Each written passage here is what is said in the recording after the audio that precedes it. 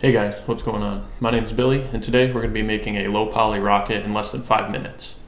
I found this rocket sticker image on Google, and we're going to make a cool low poly render using this. So let's get to it. I'm going to set a 5-minute timer on my phone here. I already have the reference image in my scene, and I'm just going to model based off that. I'm going to click start and get going. Here we go.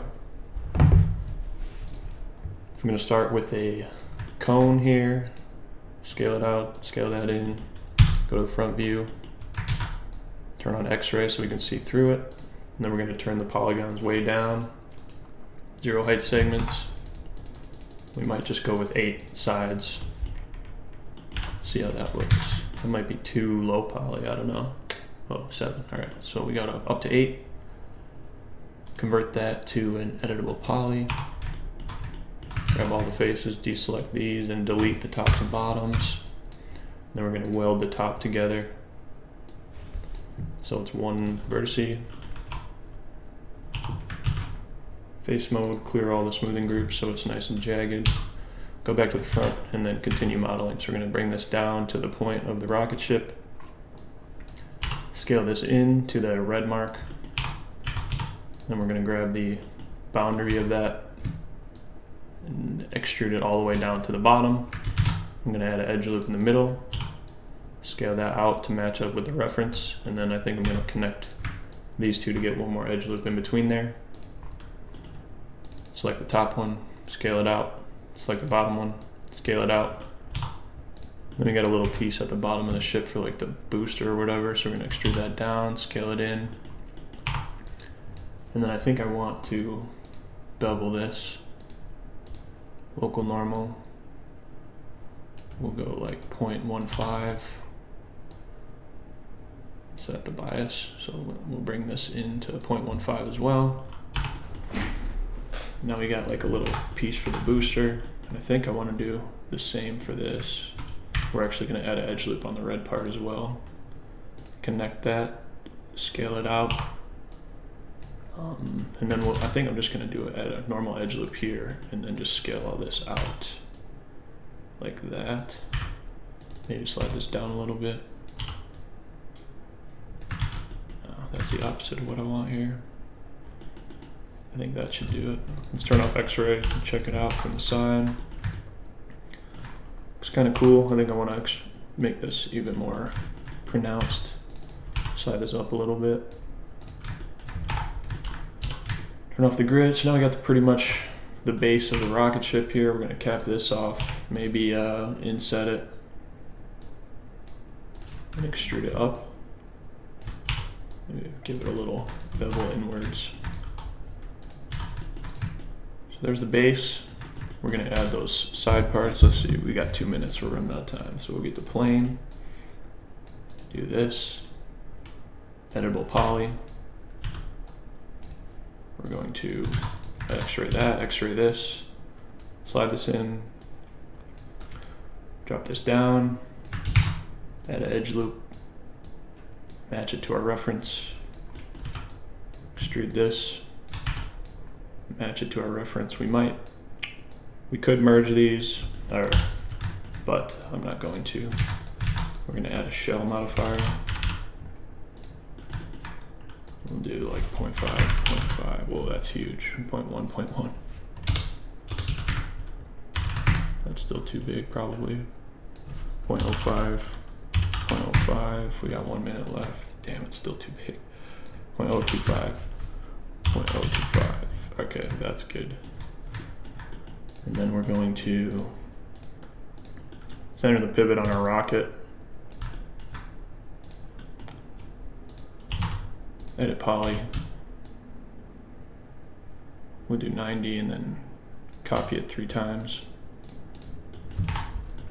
Now we're going to add a geosphere. We got 51 seconds. Turn it all the way down. We'll do a hemisphere. Rotate that 90 degrees. X-ray this, front view. Pop this up. Pop this over. X-ray that. Probably scale it in. Bring it to the face of our rocket. Got 20 seconds. So we got that. Edit poly on top of that. Select all. Delete. Get rid of that. Scale this out. Oh shit. Extrude it out. And then extrude it back. And then slide this out. Then grab that. Bring it in. Might be too big, but. And then we're just gonna add a gray color to everything right now. Boom. Gray material. Get rid of the smoothing groups. And we got our rocket ship. We weren't able to get the colors in. I think we got like 10 seconds left. Yeah, timer's over. It didn't ring. How anticlimactic, but I think that was 5 minutes right there. So we got the base of the rocket ship completed. What we're gonna do now is add the colors and then get a cool looking render out of it. So there we go. All right, so now we're gonna add the colors. Since the timer is over, we can be a little more chill about this. I'm just gonna use base materials here and sample the colors from the sticker.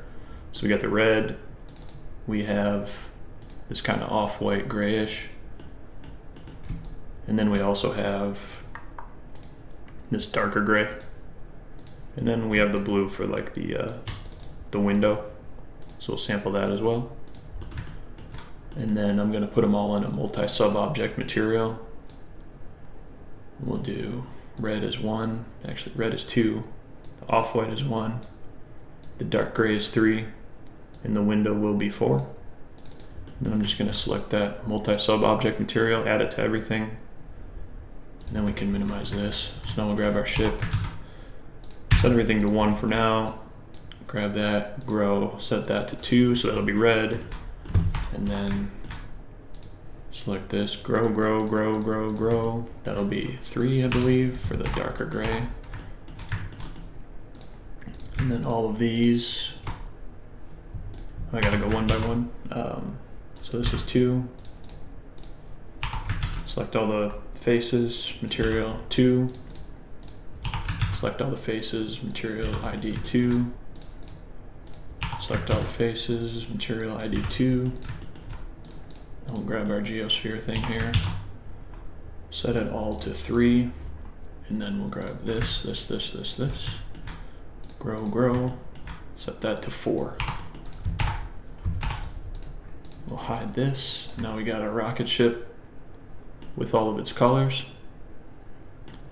And I think I'm gonna cheat and add some geosphere smoke coming out of the bottom here, so we will add that. Definitely cheating, but I don't care right now. Here we go, we're gonna change this back to a full sphere. The polygons on our geosphere window are too tiny compared to everything else, but can't change it now, but we can change this. So set this to, even that's almost too much for what we want. Maybe 1's too small, but it might look cool. Editable poly, we're gonna put this right in the middle of our ship. Drag it down, scale it out, give it a rotation, and then we're gonna add another material. It's just gonna be a darker gray for our smoke, probably somewhere around there. Add that to there. Get rid of all the smoothing groups, and then we're just gonna duplicate it. Scale it in, we'll scale the whole thing in, give it some rotation. Do that again. Scale it in, give it some rotation. Maybe another one, maybe 2 more, I don't know.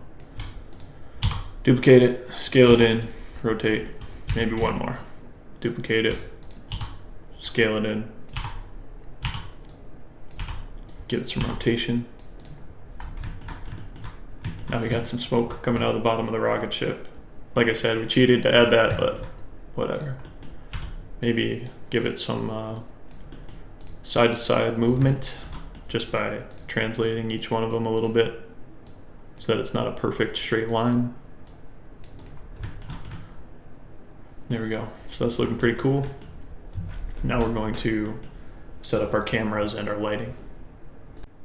So I'm going to start off by adding just a standard skylight, turn on cast shadows, set it to 0.7 multiplier for now. We'll see how that works.